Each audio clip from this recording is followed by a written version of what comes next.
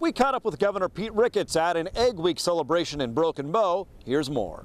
Well, Governor, we know we do a lot of things well in Nebraska agriculture. It's fun to get out and celebrate that, right? Absolutely. National Ag Week is a great way to celebrate the great contribution our farmers and ranchers make to Nebraska. No, we have some challenges left, and you were hoping to see some property tax relief. We need to keep working on our lawmakers there.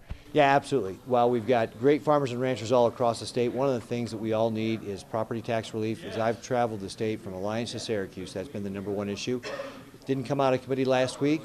Look forward to continuing to work with the Revenue Committee to put together some property tax relief. I think it's critical for folks here in the state, especially in agriculture, really supporting trying to get ag land valuations down from 75% to 65% to help get some of our producers some relief.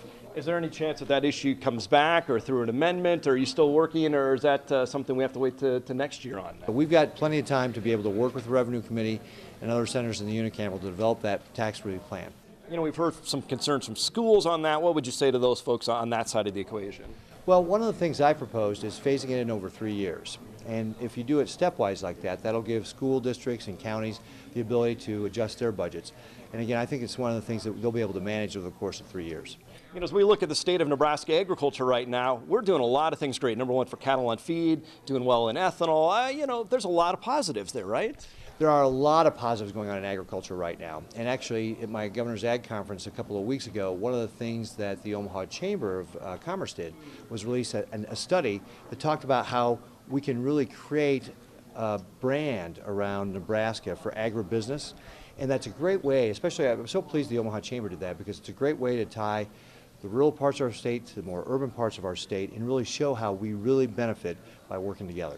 You know, another thing, I know you've read that university report on livestock expansion. You still think there's some room to do some things on the state in terms of policy-wise to help the livestock producer? Yeah, we've got some bills in the legislature this session as well to help out with livestock. And livestock is a great example of how we can do value-added agriculture.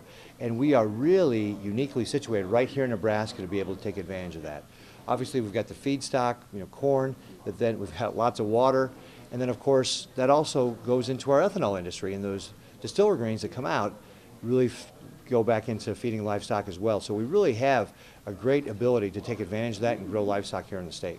Listening to you talk about these issues, you've done your homework. I'm sure some people would say, oh, he's just some businessman from Omaha, what does he know? But you've studied this. You know how important Nebraska agriculture is, right? Absolutely. Agriculture is our #1 industry in the state, so it really is a no-brainer to promote it. If we're going to grow Nebraska, we have to grow agriculture. And while I may not have an ag background, my grandpa was a farmer, agriculture is a business. And our farmers and ranchers take risks every day. And I know what it's like to take risks in a business, and that's what we have to do, is make sure we give our farmers and ranchers some certainty so they can be successful. All right. Nebraska is #1 when it comes to popcorn. Still to come, learn how some of that popcorn may be on its way to countries like China and Japan. Up next, weather.